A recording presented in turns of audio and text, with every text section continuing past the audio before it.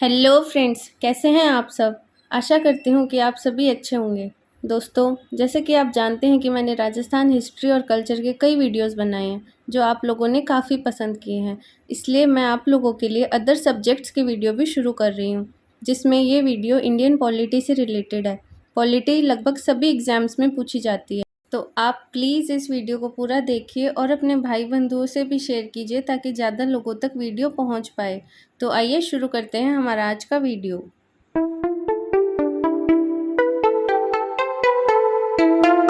तो दोस्तों, पॉलिटी में हम सबसे पहले पढ़ेंगे संविधान सभा के बारे में। तो अब देखते हैं कि संविधान सभा की सर्वप्रथम मांग किसने की थी।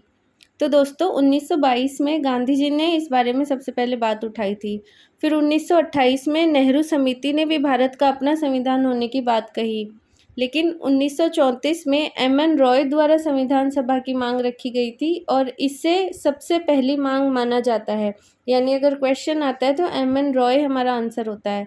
दोस्तों, 1934 में ही रांची में स्वराज पार्टी ने भी संविधान सभा की मांग की थी।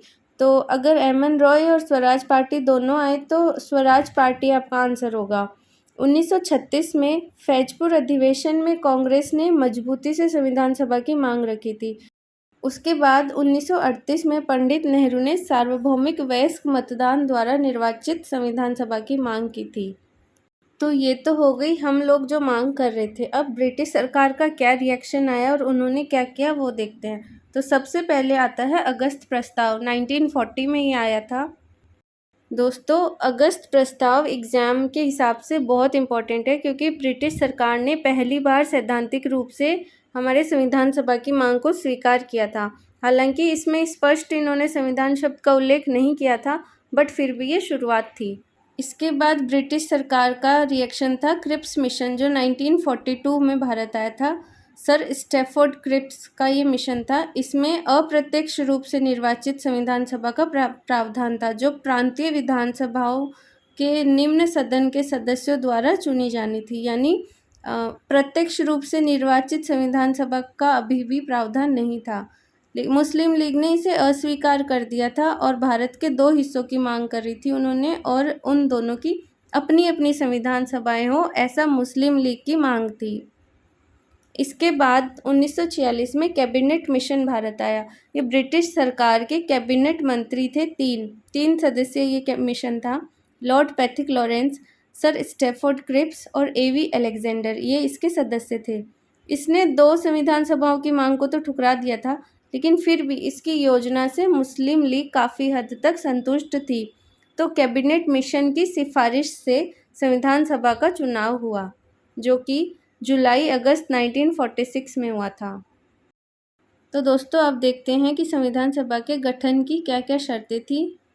प्रत्येक 10 लाख की जनसंख्या पर एक प्रतिनिधि होना था। 3 प्रमुख समुदायों के बीच सीटों का आवंटन हुआ था, जिसमें मुस्लिम, सिख और सामान्य थे। सामान्य में मुस्लिम और सिख को छोड़कर सभी थे। प्रत्येक समुदाय के प्रतिनिधियों का चुनाव प्रांतीय असेंबली यानी प्रांतीय विधानसभाओं के सदस्यों द्वारा होना था। निर्वाचन पद्धति क्या थी? एकल संक्रमणीय मत द्वारा अनुपातिक प्रतिनिधित्व प्रणाली के आधार पर निर्वाचन होना था। देशी रियासतों का चयन रियासतों के प्रमुखों द्वारा होना था। इसके कुल सदस्य 389 थे, जिसमें ब्रिटिश भारत रियासत से 296 और देशी रियासतों से 93 थे। जो ब्रिटिश भारत रियासतों के 296 सदस्य थे, उनमें 292 सीटें 11 गवर्नर के प्रांतों से थी और 4 सीटें मुख्य आयुक्तों के प्रांतों से थी। 4 मुख्य आयुक्तों के प्रांत क्या थे? दिल्ली, अजमेर, मेरवाड़ा, कुर्ग और बलूचिस्तान। जो 292 सीटें थी उनको समुदायों में भी बांटा गया था, जो इस प्रकार था कि सामान्य को 210 सीटें दी गई थी, मुस्लिम को 78 और सिख को 4। चुनावों के बाद कांग्रेस को 208 सीटें मिली, मुस्लिम लीग को 73 सीटें मिली और 15 सीटें अन्य ने जीती थी। देशी रियासतें अलग हो गई थी। इसमें प्रत्येक समुदाय को प्रतिनिधित्व मिला था, जिनमें हिंदू, मुस्लिम, सिख, पारसी, आंग्ल भारतीय, भारतीय ईसाई, एससी, एसटी, महिला सभी शामिल थे। दोस्तों, महात्मा गांधी और जिन्ना ने चुनाव नहीं लड़ा था और जयप्रकाश नारायण और तेज बहादुर सप्रू ने बाद में संविधान सभा से त्यागपत्र दे दिया था।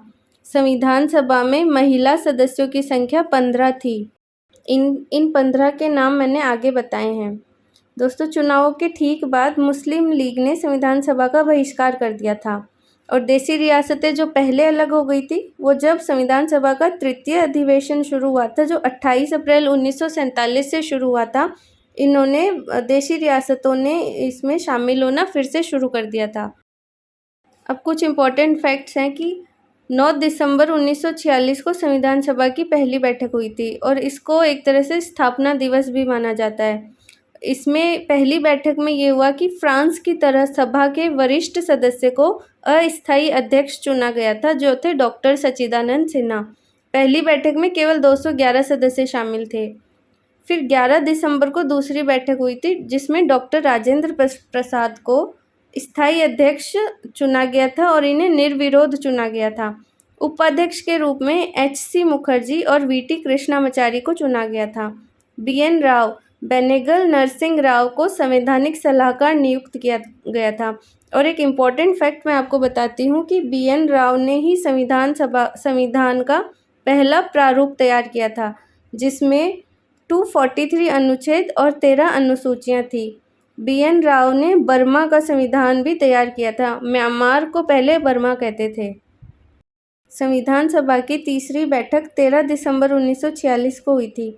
ये इम्पोर्टेंट इस तरह है कि इसमें नेहरू जी ने उद्देश्य प्रस्ताव रखा था, ऑब्जेक्टिव रेजोल्यूशन जिसको इंग्लिश में कहते हैं। तो ये अगर क्वेश्चन हो कि रखा कब था, तो 13 दिसंबर 1946 और ये पारित हुआ था 22 जनवरी 1947 को। ये भी एक काफ़ी इम्पोर्टेंट फैक्ट है, आप लोग नोट कर सकते हैं। दोस्तों, ऑब्जेक्टिव रेजोल्यूशन या उद्देश्य प्रस्ताव में क्या थे वो मैंने वीडियो में आगे बताया है। अभी मैं कुछ और फैक्ट्स बता देती हूँ ताकि कंटिन्यूटी ना छूटे। तो आगे चलते हैं। अब हम देखेंगे संविधान सभा के अन्य महत्वपूर्ण कार्य, जिसमें पहला है 22 जुलाई 1947 को राष्ट्रध्वज को मान्यता दी। 13 मई 1949 को राष्ट्रमंडल की सदस्यता, कॉमनवेल्थ की सदस्यता को इन्होंने हस्ताक्षरित किया। और 24 जनवरी 1950, ये सबसे इम्पोर्टेंट है, इस दिन राष्ट्रगान और राष्ट्रगीत को मान्यता दी। डॉक्टर राजेंद्र प्रसाद को राष्ट्रपति के लिए नियुक्त किया और इसी दिन 284 सदस्यों ने संविधान पर हस्ताक्षर किए थे। 24 जनवरी 1950 वाली बैठक संविधान सभा की आखिरी बैठक थी, अंतिम बैठक। इसके बाद इसने 26 जनवरी 1950 से लेकर 1951-52 में जब हमारे पहले जनरल इलेक्शन हुए थे, तब तक इसने अंतरिम संसद का काम किया था। दोस्तों, हमारे संविधान को बनने में 2 साल 11 महीने और 18 दिन का समय लगा था। काफ़ी समय लगा, लेकिन इतने बड़े देश का संविधान बन रहा था तो समय तो लगना ही था। इसमें 64 लाख रुपए खर्च हुए थे। प्रारूप समिति यानी जो ड्राफ्टिंग कमेटी थी, इसने लगभग 60 देशों के संविधानों का अध्ययन किया था और ड्राफ्ट को 3 रीडिंग्स में पारित किया। ये रीडिंग्स भी कभी कभी पूछ लेते हैं। प्रीवियस ईयर के क्वेश्चंस मैंने देखे थे, तब उसमें ऐसे क्वेश्चन था, तो मैं वो भी आपको बता देती हूँ कि पहली रीडिंग जो हुई वो 4 नवंबर 1948 से 9 नवंबर 1948 तक हुई। दूसरी रीडिंग, इसको हिंदी में पठन कहते हैं, तो द्वितीय पठन 15 नवंबर 1948 से 17 अक्टूबर 1949 को हुआ और तृतीय रीडिंग जो थी वो 14 नवंबर 1949 से 26 नवंबर 1949 तक हुई थी। और 26 नवंबर 1949 को जो संविधान, इसका प्रस्ताव पारित हो गया था। हमारे प्रीएम्बल यानी प्रस्तावना में संविधान के पास होने की डेट 26 नवंबर 1949 ही है। इस दिन संविधान में प्रस्तावना, 395 अनुच्छेद और 8 अनुसूचियाँ थी। प्रस्तावना को पूरे संविधान को लागू करने के बाद में लागू किया गया था और कुछ अनुच्छेद इसी दिन लागू हो गए थे और बाकी के अनुच्छेद 26 जनवरी 1950 को लागू हुए थे। तो कौन कौन से अनुच्छेद इसी दिन लागू हो गए थे वो मैं आपको बताती हूँ। नागरिकता से संबंधित जो थे अनुच्छेद 5 से लेकर 9 तक ये लागू हो गए थे। राष्ट्रपति की शपथ का अनुच्छेद 60 लागू हो गया था। निर्वाचन आयोग का अनुच्छेद 324 और कुछ परिभाषाएं और निर्वाचन से संबंधित अनुच्छेद 366 और 67 लागू हुआ और अनुच्छेद 379, 380, 388, 391, 392 लागू हुए और 393 भी लागू हुआ और अनुच्छेद 394 जिसमें ये है कि 15 अनुच्छेद और 26 नवंबर 15 अनुच्छेद 26 नवंबर 1949 से लागू हो रहे हैं। अनुच्छेद 394 में ये है। तो ये सारे अनुच्छेद इसी दिन लागू हो गए थे, बाकी के जो हैं 26 जनवरी 1950 से लागू हुए। संविधान सभा की कुल बैठकें 11 हुई थी, जिसे अधिवेशन भी कहते हैं। अच्छा, मूल संविधान में हिंदी भाषा में प्राधिकृत पाठ के संबंध में कोई प्रावधान नहीं था। तो 58वें संशोधन अधिनियम 1987 के द्वारा भाग 22 में अनुच्छेद 394A या 394 क जोड़ा गया और इसमें कहा गया कि हिंदी अनुवाद को ही हिंदी भाषा का प्राधिकृत पाठ समझा जाएगा। ये अमेंडमेंट का क्वेश्चन है और इम्पोर्टेंट है। जैसा कि मैंने आपसे कहा था कि संविधान सभा में जो 15 महिलाएं सदस्य थी, उनके नाम मैं आगे बताऊंगी और ऑब्जेक्टिव रेजोल्यूशन के प्रावधान भी बताऊंगी, तो वो मैं अभी कर रही हूँ। तो 15 महिलाएं थी: विजय लक्ष्मी पंडित, राजकुमारी अमृत कौर, सरोजिनी नायडू, सुचेता कृपलानी, पूर्णिमा बनर्जी, लीला राय, जी दुर्गाबाई, हंसा मेहता, कमला चौधरी, रेणुका रे, मालती चौधरी, दक्ष यानी वेलायुधन, बेगम एजाज रसूल, एनी मस्करीनी और अमू स्वामीनाथन। ये एस्पेक्ट जो है वो काफ़ी इम्पोर्टेंट है, कई बार पूछ लेते हैं, तो आप इन सब के नाम अगर याद नहीं रहे तो कुछ कुछ नाम आपको ध्यान रहने चाहिए ताकि आप एलिमिनेट कर सकें। अब हम बात करेंगे नेहरू जी द्वारा रखे गए उद्देश्य प्रस्ताव के इम्पोर्टेंट प्रावधानों के बारे में।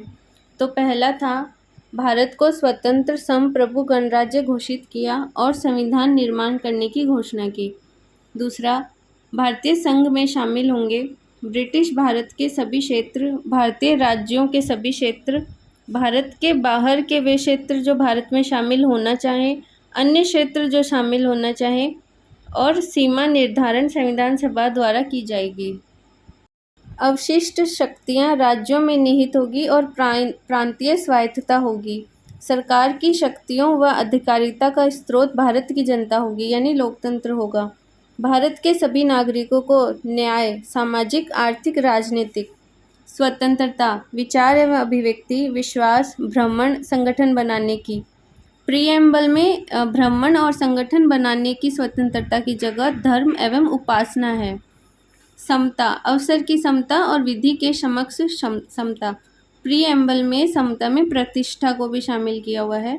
सुरक्षा, सामाजिक, आर्थिक, राजनीतिक स्वतंत्रता एवं सुरक्षा, ये उद्देश्य प्रस्ताव में है। अल्पसंख्यकों, पिछड़े वर्गों और जनजातीय क्षेत्रों के लिए विशेष उपाय किए जाने चाहिए। भारत के समस्त राज्य क्षेत्र की अखंडता, एकता को बनाए रखना, इसके राज्य क्षेत्र के अंतर्गत जल, थल, नभ पर संप्रभु अधिकार को बनाए रखना, विश्व इतिहास में प्राचीन काल से भारत की विशिष्ट पहचान को बनाए रखना और विश्व शांति और मानव कल्याण को प्रोत्साहित करना। ये सब इम्पोर्टेंट प्रावधान थे उद्देश्य प्रस्ताव में। अब हम बात करेंगे संविधान सभा की इम्पोर्टेंट समितियों के बारे में। तो 8 बड़ी समितियां थी और 13 छोटी समितियां थी। तो सबसे पहले हम बात करते हैं 8 जो मेजर समितियां थी वो कौन सी थी। तो पहली, प्रारूप समिति, इसके अध्यक्ष थे डॉक्टर अंबेडकर। दूसरी, संघ शक्ति समिति, इसके अध्यक्ष थे नेहरू जी। संघीय संविधान समिति, इसके अध्यक्ष थे नेहरू जी। प्रांतीय संविधान समिति, इसके अध्यक्ष थे सरदार पटेल। मौलिक अधिकारों, अल्पसंख्यकों एवं जनजातियों तथा बहिष्कृत क्षेत्रों के लिए सलाहकार समिति, इसके अध्यक्ष थे सरदार पटेल। इसकी 5 उप समितियाँ थी। मौलिक अधिकार उप समिति जेबी कृपलानी, अल्पसंख्यक उप समिति एचसी मुखर्जी, उत्तर पूर्व सीमांत जनजातीय क्षेत्र असम को छोड़कर तथा आंशिक छोड़े गए क्षेत्र, तो इसके अध्यक्ष थे गोपीनाथ बोरदोलोई। चौथी, आंशिक व पूर्ण छोड़े गए क्षेत्रों के लिए असम के सिंचित क्षेत्रों के अलावा, इसके थे एवी ठक्कर। और इसकी 5वीं उप समिति थी उत्तर पश्चिम यानी नॉर्थ वेस्ट फ्रंटियर जनजातीय क्षेत्र उप समिति। इस समिति के बारे में ज़्यादा जानना जरूरी नहीं है क्योंकि ये क्षेत्र पाकिस्तान में शामिल हो गया था। छठी बड़ी समिति थी प्रक्रिया नियम समिति, इसके अध्यक्ष थे डॉक्टर राजेंद्र प्रसाद। संचालन समिति डॉक्टर राजेंद्र प्रसाद। और राज्यों के लिए समिति, जो राज्यों से समझौता करने वाली समिति थी, इसके अध्यक्ष थे जवाहरलाल नेहरू। तो प्रांतीय संविधान समिति के पटेल थे और राज्यों के लिए समिति के लिए नेहरू जी थे। अब हम देखेंगे कि 13 छोटी समितियां कौन सी थी। तो शुरू करते हैं। कार्य संचालन समिति के एम मुंशी, वित्त एवं कर्मचारी समिति राजेंद्र प्रसाद। राष्ट्र ध्वज तदर्थ समिति डॉक्टर राजेंद्र प्रसाद। राष्ट्र ध्वज तदर्थ समिति के अन्य सदस्य थे अबुल कलाम आज़ाद, सरोजिनी नायडू, सी राजगोपालाचारी, के.एम. मुंशी और बी.आर. अम्बेडकर। चौथी प्रत्यायक यानी क्रीडेंशियल्स समिति अलादी कृष्ण स्वामी अय्यर। सदन समिति बी पटाभी सीतारमैया। मुख्य आयुक्तों के प्रांतों के लिए समिति बी पटाभी सीतारमैया। संविधान सभा के कार्यों के लिए समिति जी.वी. मावलंकर। प्रारूप संविधान की जांच के लिए समिति पंडित नेहरू। देखो, प्रारूप समिति के अध्यक्ष तो बी.आर. अम्बेडकर जी थे, लेकिन प्रारूप संविधान की जांच के लिए समिति पंडित नेहरू। प्रेस दीर्घा समिति उषानाथ सेन। सर्वोच्च न्यायालय के लिए तदर्थ समिति एस वरदाचारी। नागरिकता पर तदर्थ समिति एस वरदाचारी। भाषाई प्रांत आयोग एस के डार। संघीय संविधान के वित्तीय प्रावधानों संबंधी समिति नलिनी रंजन सरकार। अब मैं आपको बताती हूँ कि 3 ऐसे ये अध्यक्ष हैं जो संविधान सभा के सदस्य नहीं थे, बट इन्होंने समितियों की अध्यक्षता की थी। तो ये लास्ट में जो मैंने बताए हैं, एस वरदाचारी, एस के डार और नलिनी रंजन सरकार, ये संविधान सभा के सदस्य नहीं थे। अब हम जानेंगे प्रारूप समिति के सदस्यों के बारे में। ये सारी समितियों में सबसे इम्पोर्टेंट समिति है। इसका गठन 29 अगस्त 1947 को हुआ था। इसमें 7 सदस्य थे। डॉक्टर अंबेडकर इसके अध्यक्ष थे। N Gopalaswami Ayyangar, Alladi Krishnaswami Ayyar, doctor K M. Munshi, Syed Mohammad Saadulla, N Madhav Rao, T T. Krishnamachari. N Madhav Rao ने बी.एल. मित्र की जगह ली थी और टी.टी. कृष्णमाचारी ने डी.पी. खेतान की जगह ली थी। दोस्तों, संविधान सभा की कुछ आलोचनाएं की जाती हैं, वो मैं आपको बताती हूँ। ऐसा कहा जाता है कि यह भारतीय जनता का प्रतिनिधित्व नहीं करती थी, तो क्योंकि इससे भारत की जनता ने नहीं चुना था, तो प्रत्यक्ष रूप से ये निर्वाचित नहीं है, यही इसकी आलोचना है। लेकिन यह आलोचना अनुचित है, क्योंकि उस टाइम की परिस्थितियों में संविधान सभा का प्रत्यक्ष निर्वाचन कराना असंभव सा था। संविधान सभा एक संप्रभु संस्था नहीं थी, क्योंकि इसका गठन कैबिनेट मिशन की सिफारिशों पर हुआ था। लेकिन 15 अगस्त 1947 को यह संप्रभु संस्था बन गई थी। समय का अत्यधिक खर्च हुआ था, 2 साल 11 महीने 18 दिन। लेकिन जब इतना बड़ा संविधान बनना था, उसके बाद अपना केंद्र और राज्यों के लिए एक ही संविधान बनना था, और फिर हमारे जो संविधान सभा के लोग थे वो कोई गलती नहीं करना चाहते थे, इसलिए इन्होंने पूरा समय लिया था। एक आलोचना है कि अधिकांश सदस्य हिंदू धर्म के थे, लेकिन जब इंडिया और पाकिस्तान का पार्टीशन हो गया था, तो जो मुस्लिम सीटें थी ज़्यादातर वो उस साइड चली गई थी, तो इसलिए हिंदुओं का ऑटोमेटिकली ज़्यादा संख्या हो गई थी। और मेंस के पॉइंट ऑफ व्यू से एक और क्वेश्चन है कि भारतीय संविधान क्या उधार का थैला है? तो इसके बारे में हम एक आंसर बना लेते हैं। संविधान सभा की प्रारूप समिति ने लगभग 60 देशों के संविधानों का अध्ययन किया था, और उनके जो बेहतर प्रावधान थे वो हमने अपनाए, और जो सही नहीं थे हमारे हिसाब से वो हमने नहीं अपनाए। ये कहना गलत है कि संविधान उधार का थैला है, क्योंकि हमने प्रेरणा ली थी, अंधानुकरण नहीं किया था। संसदीय शासन व्यवस्था ब्रिटेन से ग्रहण की, परंतु उनकी तरह राजतंत्र तो नहीं अपनाया, हमने गणतंत्र अपनाया। द्विसदनीय व्यवस्था ब्रिटेन से ली थी, परंतु भारत के राज्यसभा का जो गठन है और शक्तियां हैं वो उनके हाउस ऑफ लॉर्ड से अलग हैं। हमने स्वतंत्र न्यायपालिका अमेरिका से ली है, परंतु उसके समान दोहरी न्यायपालिका के बजाय हमारे एकल न्यायपालिका है। सबसे ऊपर सर्वोच्च न्यायालय है, फिर उनके नीचे उच्च न्यायालय हैं, हाई कोर्ट्स हैं, और फिर उनके भी नीचे अधीनस्थ न्यायालय हैं। और राष्ट्रपति पर महाभियोग की जो प्रक्रिया है वो अमेरिका से ली है, लेकिन अमेरिका से अलग हमने परिवर्तन किए हैं। तो दोस्तों, संविधान सभा से रिलेटेड सारे इंपॉर्टेंट फैक्ट्स मैंने आपको बताए हैं। अगर आपको वीडियो पसंद आया तो आपको पता ही है क्या करना है। प्लीज़ चैनल को लाइक करो, शेयर करो, सब्सक्राइब करो, और अपने और भाई बंधुओं से वीडियो शेयर करो, ताकि वीडियो पे व्यूज़ आएँ और मेरा और ज़्यादा वीडियो बनाने का मन करे। आपको पता है ना, मेहनत लगती है, मेहनत करने का मन तभी करता है अगर अच्छा रिस्पॉन्स मिलेगा आप लोगों का।